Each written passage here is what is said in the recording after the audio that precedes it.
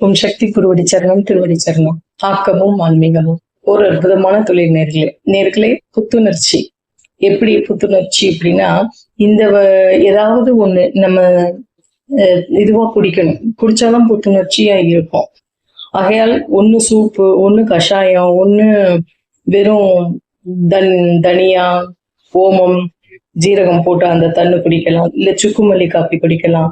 இப்படி ஏதாவது செய்யலாம். ஆனால் நான் ஒண்ணு சொல்லிக்கொள்ள விரும்புகிறேன். என்ன அப்படின்னு கேட்டீங்கன்னா, மில்லட் அப்படிங்கிறாங்க. அது தமிழ்ல அழகா நம்ம பாட்டியம்மா சொல்லி கொடுத்த கேப்ப தோசை, கம்பு தோசை, அப்படி தமிழ்ல சொல்லி பார்ப்போமே, நல்லா இருக்குல்ல. அதுதான் இது இது நியூவா மில்லட் அப்படிங்கிறாங்க. எங்க பாட்டி மாதிரி இப்ப இருந்தாங்கன்னா, என்னதுப்பா மில்லட்னு கேட்டிருப்பாங்க. அதுதான் இப்ப நான் சொல்றேன் உங்கள்கிட்ட. எனக்கு சந்தோஷமா இருந்தது.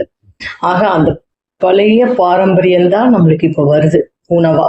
ஆகையால் அதை நம்ம கடைபிடிப்போம் நேர்களே. கண்டிப்பா உண்மையிலே கடைபிடிப்போம்.